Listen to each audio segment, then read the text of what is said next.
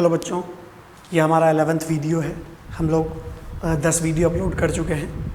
इस वीडियो में हम लोग थोड़ा सा डेरिवेशन पे बात करेंगे, तो इसलिए आप लोग थोड़ा ध्यान से देखिएगा इसको। और अगर आप लोग को डिफरेंशिएशन, इंटीग्रेशन ये सब क्लियर हो तो बहुत अच्छा है।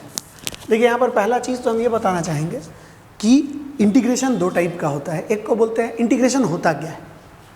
इंटीग्रेशन होता है, इंटीग्रेशन का मतलब होता है जोड़ना, छोटे छोटे हिस्से को जोड़कर बड़ा बनाना।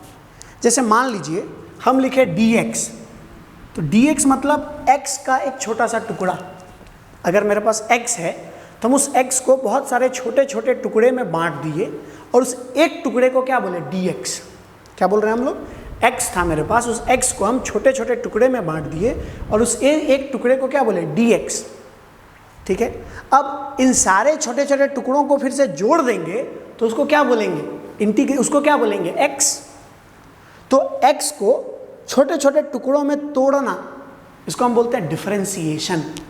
और उन सारे छोटे छोटे टुकड़ों को जोड़कर फिर x बना लेना, इसको बोलते हैं इंटीग्रेशन। ठीक है, तो अगर हम लिखें dx मतलब x का एक छोटा सा टुकड़ा, इस सिंबल को हम लोग बोलते हैं इंटीग्रेशन।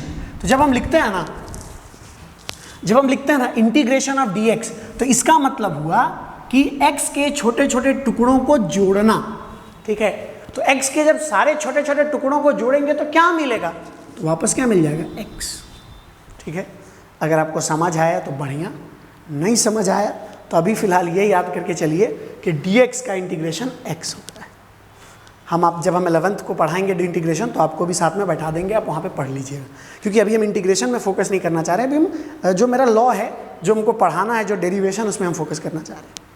ठीक है, अब इस इंटीग्रेशन को हम लोग बोलते हैं इनडेफिनिट इंटीग्रेशन। कौन सा integration, indefinite integration. Integration of dx is equal to x, ये कौन सा इंटीग्रेशन है, इनडेफिनिट इंटीग्रेशन। और इनडेफिनिट इंटीग्रेशन में इंटीग्रेट करने के बाद एक कांस्टेंट जोड़ते हैं। क्या जोड़ते हैं, कांस्टेंट। ये जो है कांस्टेंट है। क्यों जोड़ते हैं, अभी मानिए जोड़ते हैं। क्यों जोड़ते हैं आपको मालूम होगा, अगर नहीं मालूम है तो हम कभी और बता देंगे। इसी तरह dt का मतलब क्या, t का एक छोटा सा हिस्सा, t को बहुत सारे छोटे छोटे टुकड़ों में बांटे और उस एक टुकड़े को क्या नाम दिया, dt।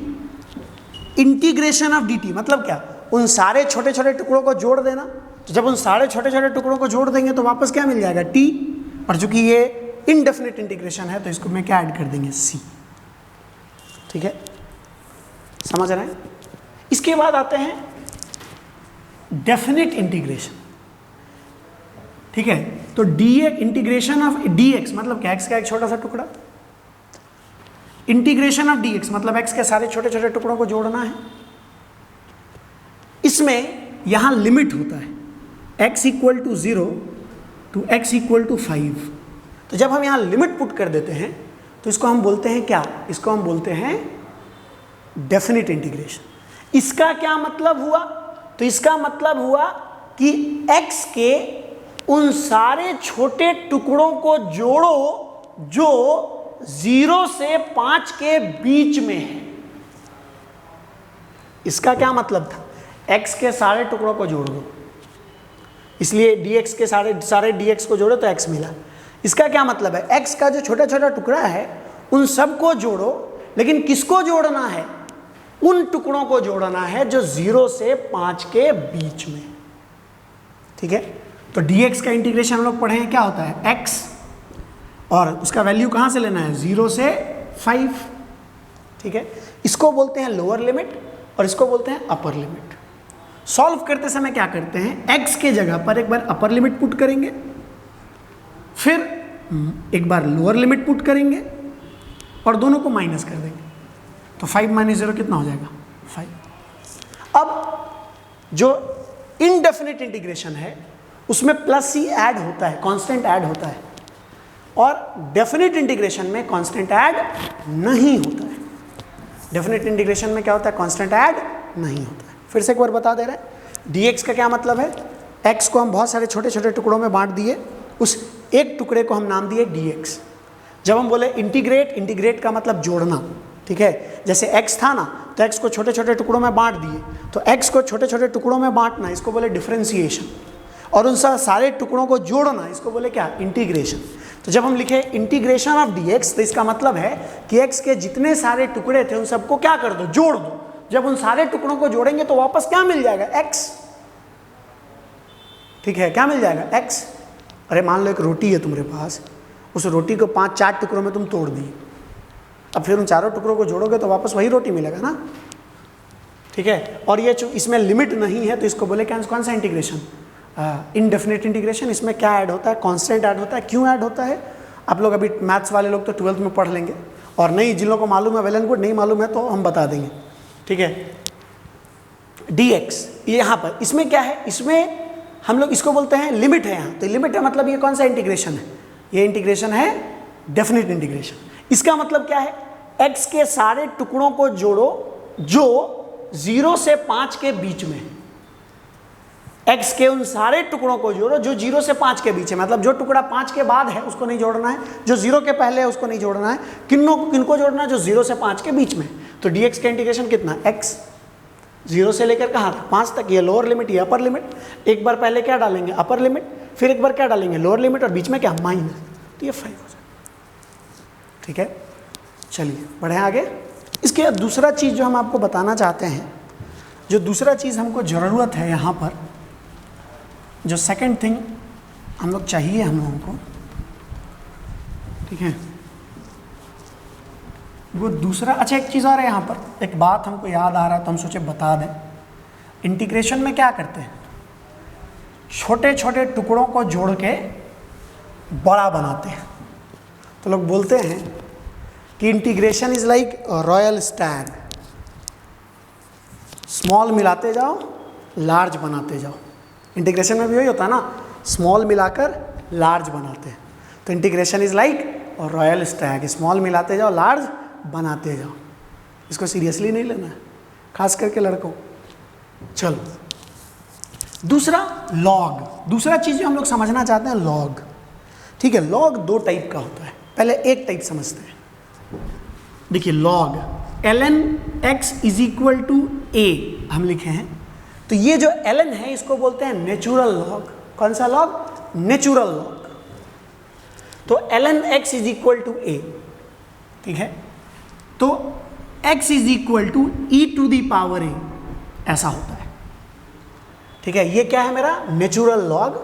तो ln x is equal to a, तो x is equal to e to the power a। मतलब नेचुरल लॉग जब इक्वल टू के उस साइड गया तो एक्सपोनेंशियल बन गया। क्या बन गया, एक्सपोनेंशियल। ठीक है, और एक दूसरा होता है लॉग, LOG लॉग। ठीक है, log x is equal to a। ठीक है, ये लॉग है, इसको बोलते हैं लॉग टू दी बेस 10। तो x इज इक्वल टू हो जाएगा 10 टू दी पावर a।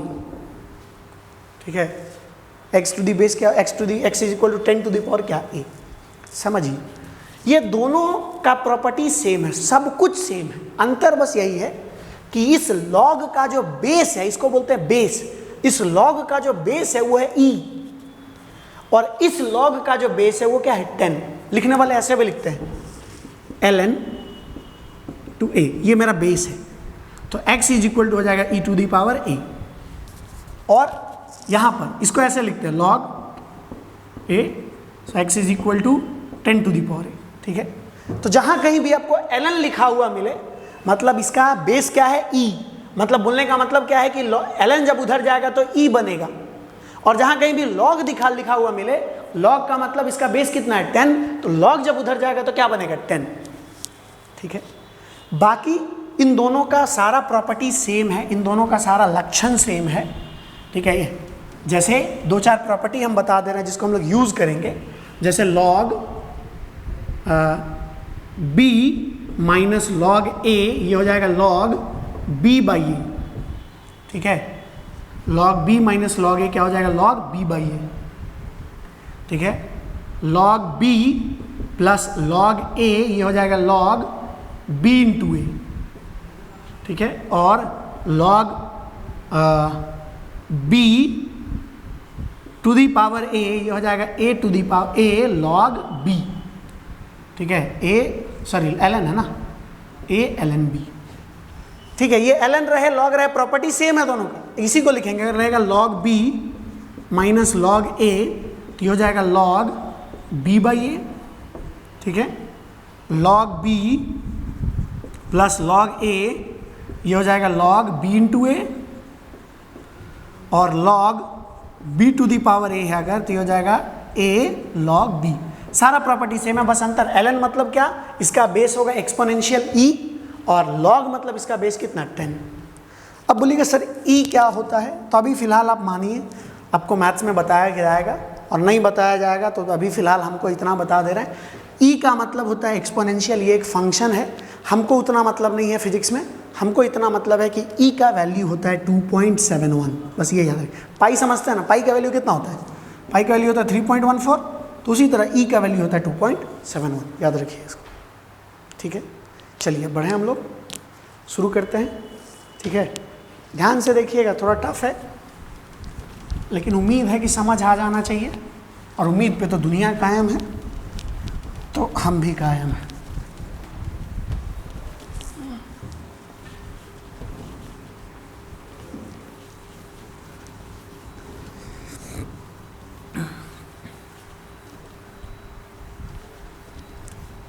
चलिए, ये जो लॉ है इसको बोलते हैं डिके लॉ या डिसइंटीग्रेशन लॉ। ये लॉ क्या बोलता है कि अगर, ये लॉ क्या बोलता है कि अगर मेरे पास एक सैंपल है, एक सैंपल है, एक टुकड़ा है, जिस टुकड़े के अंदर बहुत सारा न्यूक्लियस है, और वो सारा न्यूक्लियस रेडियो एक्टिव डिके कर रहा है।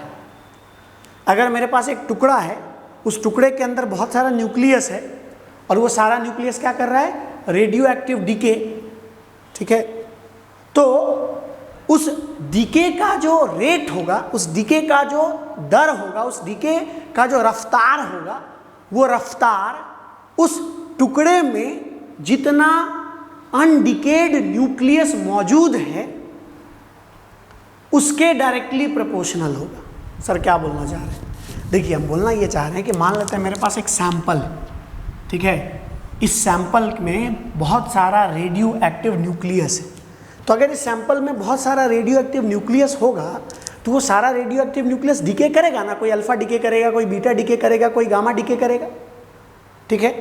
तो बोला ये जा रहा है कि इस सैंपल के अंदर जो न्यूक्लियस है, उस न्यूक्लियस का जो डिके करने का दर है, डिके करने का जो रेट है, वो रेट इस सैंपल के अंदर जितना अनडिकेड न्यूक्लियस है, अनडिकेड न्यूक्लियस माने जो न्यूक्लियस डिके नहीं किया है, उसके डायरेक्टली प्रोपोर्शनल होगा।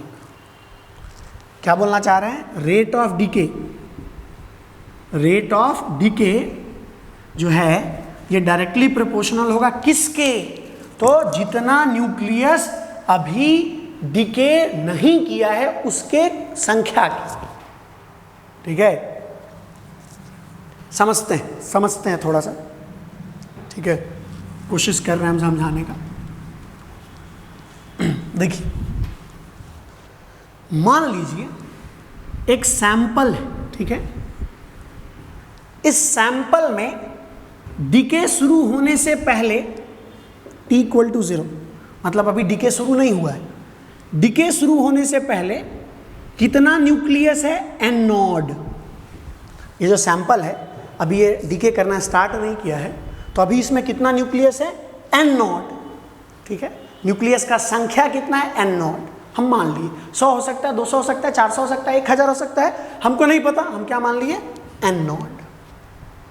थोड़ा देर बाद ऑब्वियस है अब डिके स्टार्ट हुआ, तो डिके स्टार्ट हुआ तो ऑब्वियस है एक एक करके न्यूक्लियस डिके करेगा, और जो न्यूक्लियस डिके करेगा तो ये संख्या घटेगा।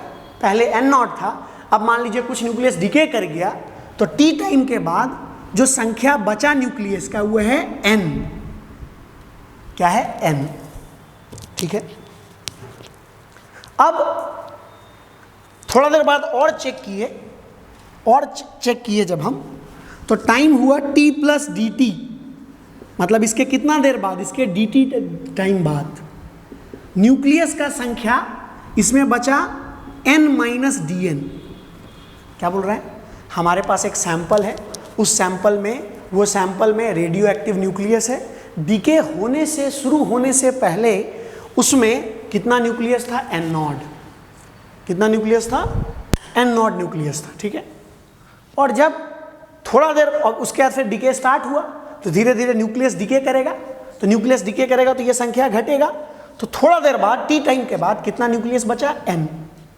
थोड़ा और देर बाद T plus D T time के बाद कितना न्यूक्लियस बचा, एन माइनस डी एन। तो जो डी टी टाइम है, इस डी टी टाइम में कितना न्यूक्लियस डीके किया, डी एन।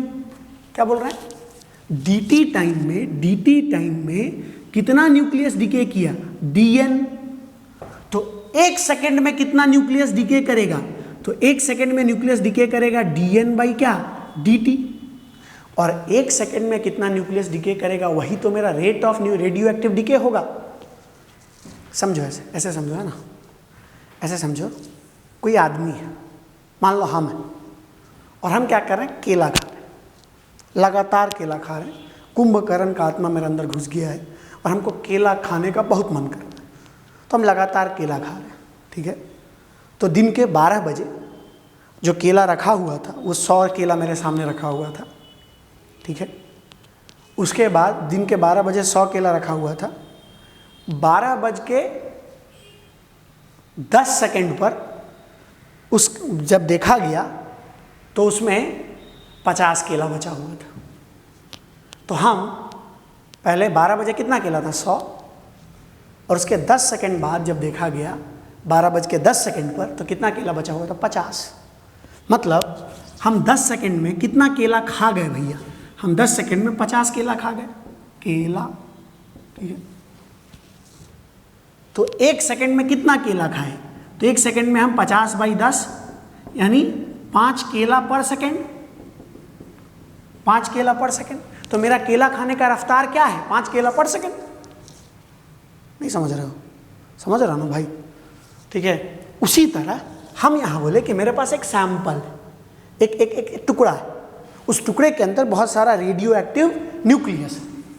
तो डीके शुरू होने से पहले उसमें न्यूक्लियस का संख्या कितना है, एन नॉड, ठीक है। और थोड़ा देर बाद उसके बाद डीके शुरू हुआ और धीरे धीरे न्यूक्लियस का संख्या घटेगा घटेगा घटेगा। थोड़ा देर बाद जब देखे तो न्यूक्लियस का संख्या कितना था, एन।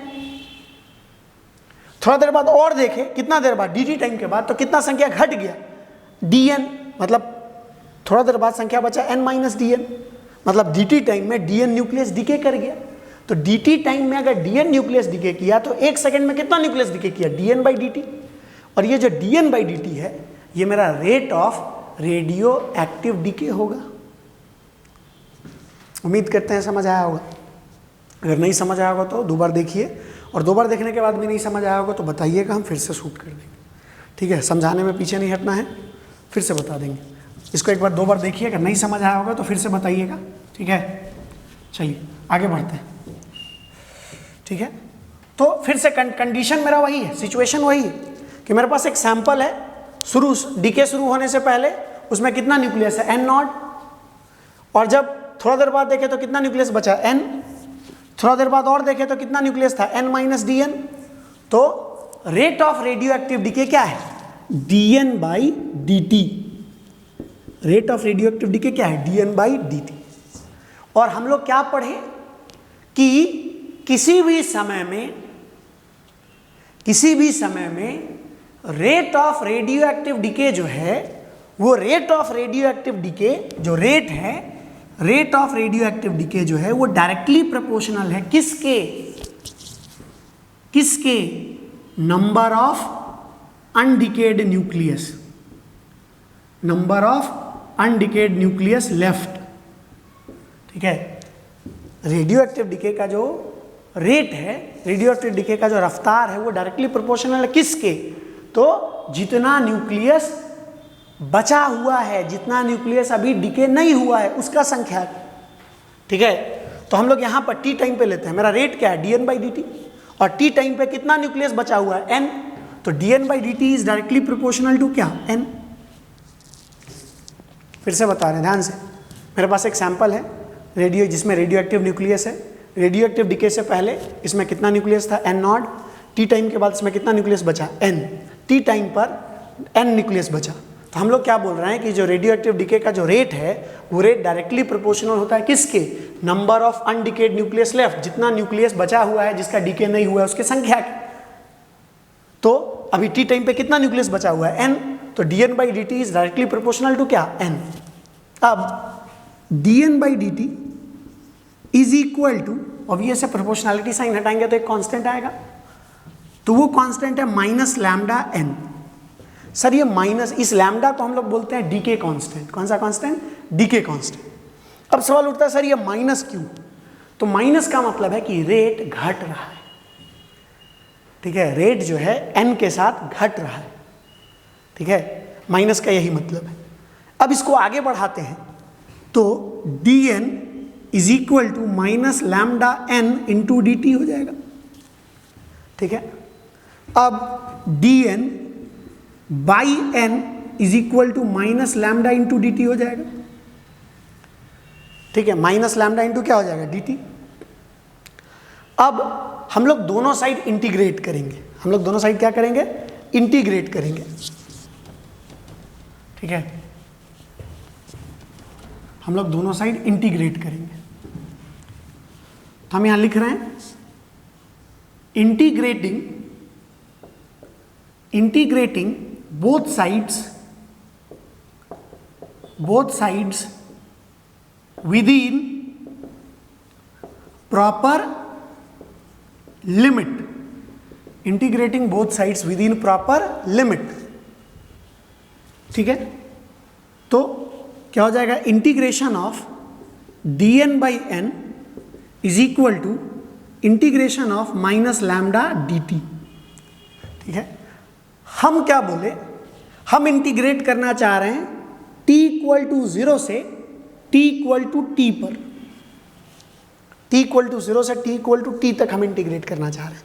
तो हम थोड़ा देर पहले यहां लिखे हुए थे t इक्वल टू 0 पर न्यूक्लियस का संख्या कितना था, n नॉट, और t इक्वल टू t पर न्यूक्लियस का संख्या कितना था, n। तो हम कब कहां से कहां तक इंटीग्रेट कर रहे हैं, 0 से लेकर t तक। तो जब समय 0 था तो न्यूक्लियस का कितना संख्या था, n नॉट, और जब समय t हुआ था तो न्यूक्लियस का क्या संख्या था, n। अगर यहां नहीं दिख रहा है तो हम इधर नीचे लिख दे रहे हैं, क्या बोल रहे हैं हम, t इक्वल टू 0 पे पता है ना संख्या कितना था न्यूक्लियस का, n नॉट, और t इक्वल टू t पे कितना संख्या था, n। यहां लिखे थे हम अभी थोड़ा देर पहले। तो वही बोल रहे हैं कि हम इंटीग्रेट कर रहे हैं 0 से t तक। तो जब टाइम 0 था तो संख्या कितना था, n नॉट, और जब टाइम t हुआ तो संख्या घट के कितना बचा, n, ठीक है। अब यहां पर आपको क्या जानना है भैया, यहां पर इस तरह का जब फॉर्म रहे ना dx बाई एक्स, तो इसका इंटीग्रेशन होता है log x। इसी तरह अगर मान लीजिए रहे dy बाई y, तो इसका इंटीग्रेशन क्या होगा, log y। इसी तरह मान लीजिए रहे dn बाई n, तो इसका इंटीग्रेशन क्या होगा, log n, ठीक है। ये रूल है, dx बाई एक्स का इंटीग्रेशन क्या होता है, log x, dy मतलब 1 बाई के फॉर्म में रहे ना, जब नीचे में रहे तो ln आएगा, log आएगा, ठीक है, आपको 11th में बताए होंगे। तो ये क्या हो जाएगा, log n, और इसका वैल्यू कहाँ, n नॉट से लेकर कहाँ तक, n। यहां पर देखिए ये माइनस और लैम्डा कांस्टेंट है, तो कांस्टेंट हमेशा इंटीग्रेशन के बाहर आ जाता है, और यहां बचेगा इंटीग्रेशन ऑफ dt फ्रॉम 0 से क्या, t, ठीक है। तो ये क्या हो गया, log n नॉट से लेके कहाँ तक, n तक, ये हो जाएगा माइनस लैम्डा, और dt का इंटीग्रेशन कितना, t, 0 से क्या, t, ठीक है, 0 से क्या, t। अब हम बिना मतलब का चीज सबको मिटा दे रहे हैं,